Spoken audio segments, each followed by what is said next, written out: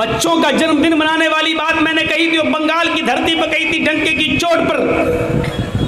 मैंने कहा था कि जो बाप अपने बेटे का जन्मदिन मनाता है, यकीन मानिए उससे बड़ा पागल कोई बाप नहीं है। मैंने पागल कहा था उसको। इधर भी होंगे केक काटने वाले। आज के दिन मेरा बेटा पैदा हुआ था 25 अक्टूबर को, आज 8 साल का हो गया, आज 6 साल का हो गया। अल्लाह के नबी फरमाते हैं जब तुम्हारा बेटा जबान खोले तो उसको अल्लाह अल्लाह उसकी जबान से निकलवाओ। जब बोलने लगे तो उसको ला इलाहा इल्लल्लाह सिखलाओ। जब 7 साल का हो जाए तो उसको नमाज का हुक्म दो। उंगली पकड़ के मस्जिद में ले जाओ, कभी पढ़ेगा कभी नहीं पढ़ेगा। लेकिन 10 साल का जब हो जाए और नमाज ना पढ़े तो फजरिबूहुम, 10 साल के बाद तुम्हारी ड्यूटी हो जाती है कि मार मार कर उसको मस्जिद में ले जाओ। अब तुम्हारी जिम्मेदारी बन जाती है। अल्लाह के नबी ये नहीं कह रहे 6 साल का हो जाए तो ये मनाओ, 8 साल का हो जाए तो ये मनाओ, क्योंकि नबी ऐसे काम कराना चाहते हैं कि तुम्हारा बेटा जैसे जैसे बड़ा होता जाए तो जन्नत के करीब जाता जाए, जहन्नम के करीब न जाए। 7 साल का हो तो नमाज के लिए ले जाओ और 10 साल का हो तो मारो अगर नमाज न पढ़े। ये नबी हुक्म दे रहे हैं या अय्युहल्लज़ीना आमनू क़ू अनफुसकुम व अहलीकुम नारा, ईमानो वालो अपने आप को भी जहन्नम की आग से बचाओ और अपने अहल व अयाल को भी जहन्नम की आग से बचाओ, अपने बीवी बच्चों को भी जहन्नम की आग से बचाओ। मेरे प्यारे साथियों, जहन्नम की जासूस तपिश की हालत ये थी कि उसको देखकर अल्लाह के नबी सल्लल्लाहु अलैहि वसल्लम जब इस दुनिया में आए, जहन्नम का मंजर देखकर जब इस दुनिया में आए तो आपने जहाँ बहुत से लोगों को डराया तो आपने उस मौके पर अपनी बेटी को भी डराया। आपने कहा या फातिमा बिन्त मोहम्मद अनक़िज़ी नफ्सकी मिनन नार इन्नी ला उग़नी अन्की मिनल्लाहि शैया। ऐ मेरी बेटी, जहन्नम का अज़ाब मैं अपनी आंख से देख कर आया हूँ। ऐ मेरी बेटी, दुनिया में अमल कर और अपने आप को जहन्नम की आग से बचा ले। और मेरी लख्ते जिगर, अपने आप को जहन्नम से बचा ले। और मेरी बेटी, अपने आप को जहन्नम के अज़ाब से बचा ले। सलीनी मिन माली मा शीत, अल्लाह ने मुझे दुनिया में जो माल दिया है उस माल में से तू जितना मुझसे लेना चाहे ले ले, जितने का मैं मालिक हूँ। अब मैंने तेरी माँ ने जो कुछ छोड़ा है और जो मेरे पास है मैं दुनिया में तुझे ये सब दे सकता हूँ। इन्नी ला उग़नी अन्की मिनल्लाहि शैया। और मेरी बेटी, क़यामत के दिन मैं अल्लाह के अज़ाब से तुझे नहीं बचा सकता। और मेरी लख्ती जिगर, अल्लाह के अज़ाब से मैं तुझे नहीं बचा सकता। मेरे भाइयों, इस एहसास को अपने अंदर जिंदा करो। अल्लाह के रसूल अपनी बेटी से ये जुमले कह रहे हैं। हम और आप कैसे बेखबर हैं। हम यहाँ बैठे हैं, हमारी औलाद सड़कों पर क्या कर रही है ये कौन सोचेगा। आप रात के 12 बजे अपने बिस्तर पर सोते हैं, आपका बेटा 12 बजे तक आपके घर नहीं आया है, ये कौन सोचेगा। आप 2000 का मोबाइल चला रहे हैं, आपका बेटा 18,000 का एंड्रॉयड मोबाइल चलाकर पूरा 2 GB जियो और एयरटेल में मिलने वाला पूरा डाटा खत्म करता है। ये डाटा किस चीज में जाता है, इसका जिम्मेदार कौन है, ये कौन हिसाब लेगा अपनी औलाद से, कौन पूछेगा, किसकी जिम्मेदारी बनती है ये। कैसे दिया है आपने वो मोबाइल अपने बेटे को। साहब, आजकल पढ़ाई ऑनलाइन चल रही है, तुम घर पे नहीं रहते हो, ऑनलाइन पढ़ने के बाद फिर मोबाइल क्यों नहीं लेते हो अपने बेटे से। अरे मौलाना साहब, मेरा बेटा 15-16 साल का हो गया, अब नहीं छीन सकता। क्यों, अब वो तुम्हारा बाप बन गया क्या।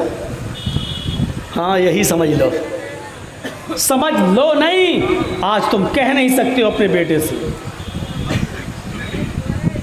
उसको मालूम है कि रात के 12 बजे से पहले पहले ये डाटा भी मिलेगा, फिर दूसरे दिन का डाटा शुरू होगा, अभी खत्म कर लो। आप कह नहीं सकते कि बेटे क्यों नहीं सोए हो,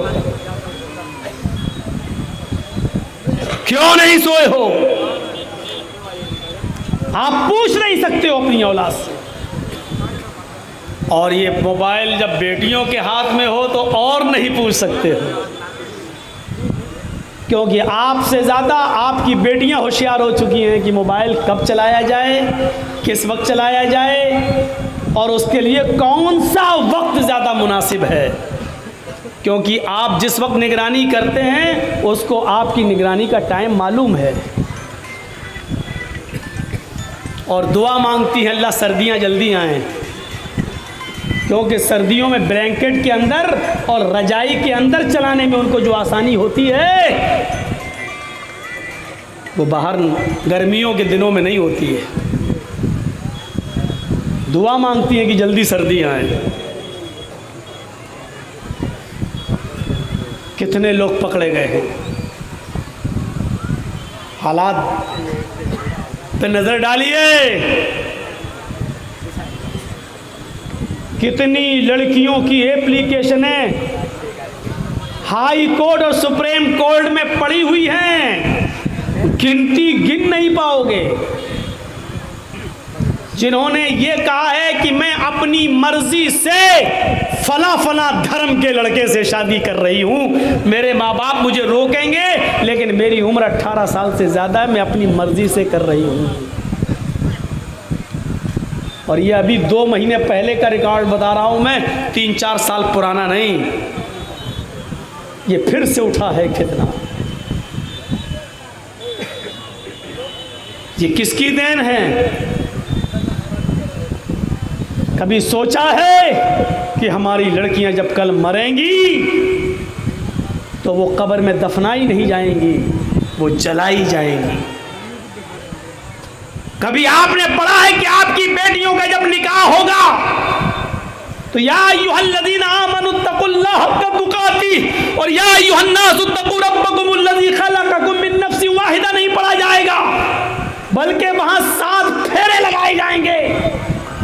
कभी आपने सोचा है कि आपकी बेटी जब अपनी ससुराल में घुसेगी तो उसके हाथ में कुरान और उसकी ज़बान पे कुरान की आयतें नहीं होंगी, बल्कि उसके सर पर चुटकी भर सिंदूर होगा।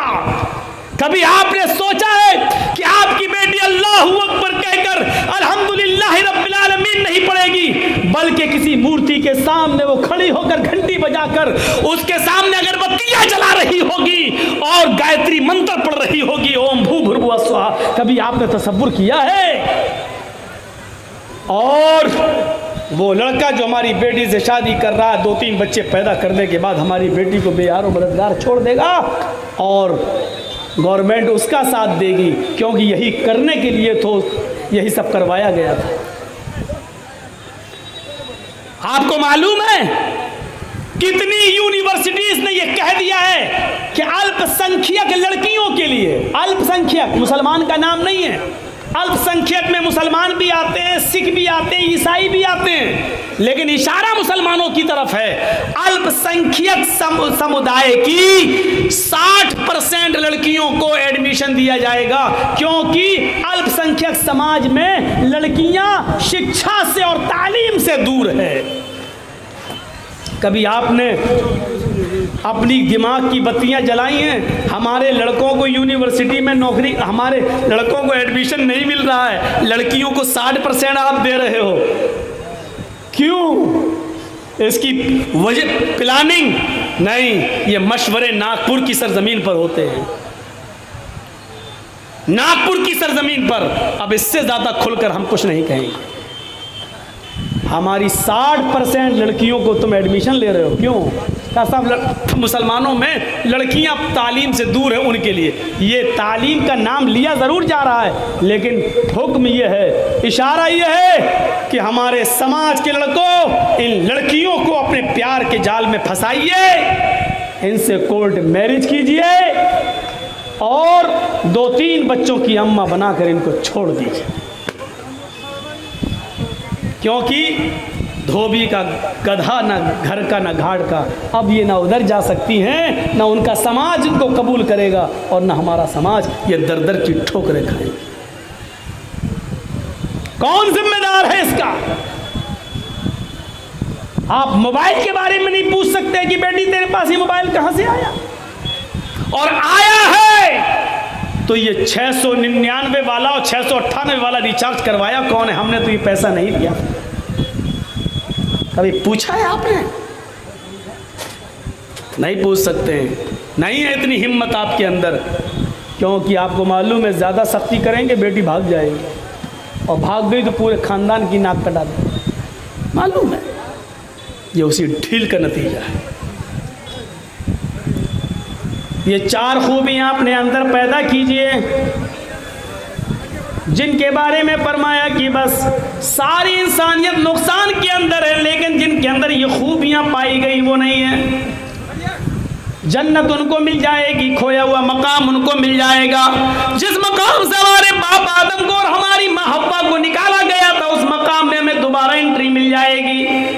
वो 4 खूबियाँ क्या हैं? इल्लल्लज़ीना आमनू व अमिलुस्सालिहाति व तवासौ बिल हक़्क़ि व तवासौ बिस सब्र। ईमान अपने अंदर पैदा कीजिए, जो लोग ईमान लाए, व अमिलुस्सालिहात, और जिन्होंने अमले स्वाले किए। देखिए ये 2 चीज़ें एक साथ पेश की, इल्लल्लज़ीना आमनू व अमिलुस्सालिहात, ईमान भी ज़रूरी और अमले स्वाले भी ज़रूरी। वतवासौ बिल हक़्क़ि वतवासौ बिस सब्र, ये दोनों को एक साथ बयान किया। हक बात कहो और सब्र करो। क्यों? हक बात कहो और सब्र करो, ये दोनों का ताल्लुक क्या है? हक बात कहोगे तो परेशानी आएगी, हक बात कहोगे तो परेशानी आएगी, और परेशानी आएगी तो बर्दाश्त करो, सब्र करो। ये 2 चीज़ों को एक साथ पेश किया। आज बहुत जल्दी लोग हक बात के लिए तैयार नहीं होते, बोल ही नहीं सकते हैं। हक बात बोलेंगे तो CBI, IB, ATS। हमारे उत्तर प्रदेश का हाल तो बहुत ही बुरा चल रहा है। थोड़ा सा आपने कुछ भी कह दिया, कुछ भी, तो पहले तो आप अंदर जाओ। अब ये कहते रहो कि हमने नहीं किया, आपको ना कहने के लिए, ये साबित करने के लिए मैंने ये कहा नहीं। 4, 5, 10 साल आपको इसमें गुजारना पड़े, इसी में चले जाएंगे। आपको शायद मालूम होगा, एक ऐसे ही कोई डाल दिया था किसी ने YouTube वगैरह पर, लेकिन उसमें एक तरफ देखा जाए तो सच्चाई है कि एक हाथी भाग रहा था जंगल में, तो भैंस ने उससे पूछा कि तुम कहां भाग रहे हो, कहां भाग रहे हो? तो हाथी ने कहा है कि मैं इसलिए भाग रहा हूं जंगल में कि अभी अभी ऐलान हुआ है कि जो भी भैंस जंगल में दिखाई दे उसको पकड़ो और उसको ठूस दो जेल के अंदर। तो भैंस ने कहा कि जब ऐलान तो भैंस का हुआ है कि जो भी भैंस मिल जाए उसको पकड़ के ठूसो, मारो, तो तुम तो हाथी हो, तुम क्यों भाग रहे हो? हाथी ने कहा है कि 20 साल तो मुझे ये साबित करने में लग जाएगा कि मैं भैंस नहीं हूं। तो भैंस ने कहा धप तेरी की, फिर वो भी भागी। तो ये सूरत हाल है इस वक्त हमारे मुल्क की, ये सूरत हाल है इस वक्त। हर आदमी का कलेजा नहीं है 35 और 36 मरतबा जेल में चला जाए। हर आदमी का, हर मौलवी का कलेजा नहीं है जो हक बात डंके की चोट पर कह दे, नहीं। इसलिए हक और सब्र को एक साथ बयान किया, वतवासौ बिल हक़्क़ि वतवासौ बिस सब्र। हक बात कहोगे तो परेशानी आएंगी।